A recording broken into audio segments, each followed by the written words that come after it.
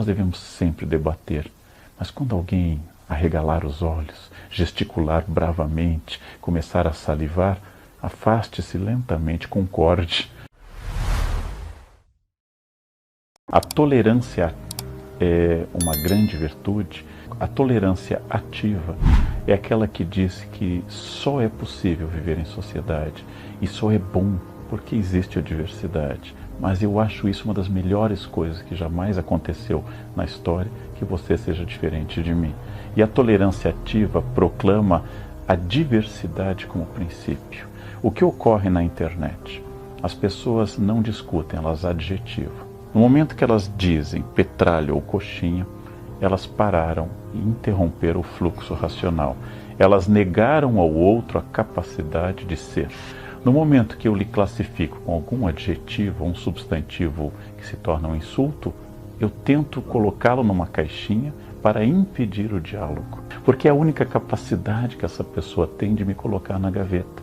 E esse xingamento, como todos os xingamentos, fala de mim e não do outro. É você olhar para o outro, reconhecer nele uma instância humana, não desumanizá-lo e ouvir um argumento sem apenas classificar. Então eu já escorreguei nessa questão também, já adjetivei pessoas, é um erro que eu vou tentar sempre impedir. É preciso ouvir. Ouvir é uma ideia. Eu cheguei a brincar sobre opinião, é uma metáfora que tem alguma vulgaridade, mas muita eficácia.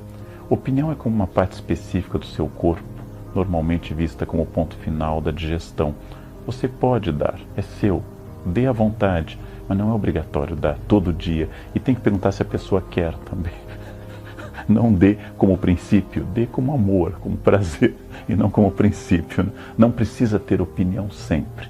Agora, como você disse, hoje, meu aluno de 18 anos entra na aula, lê 3 parágrafos de Kant, um dos maiores filósofos da modernidade, e diz: não concordo. Não há mais o espaço para dizer que se ele estudar 30 anos Kant, ele vai entender. Mais 30, ele talvez possa não concordar.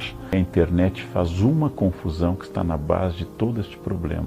As pessoas confundem acesso a dados com formação, informação com formação. O fato de tudo estar na internet não me torna nem médico, nem historiador. O fato de eu ter aberto uma conta no Facebook não me torna especialista em direito constitucional, nem capaz de emitir uma opinião claríssima sobre a Constituição de 1988, que divide até especialistas. O fato de toda a literatura ocidental estar hoje na internet não me torna um escritor, nem sequer um bom leitor. Então as pessoas acham que a informação está ao lado da formação. E a todo instante elas dizem: os historiadores não sabem nada. É verdade, os historiadores sabem muito pouco. Mas certamente alguém que fez graduação, mestrado, doutorado, pós-doutorado na área, talvez saiba 0,001 a mais que você. Os médicos não sabem nada.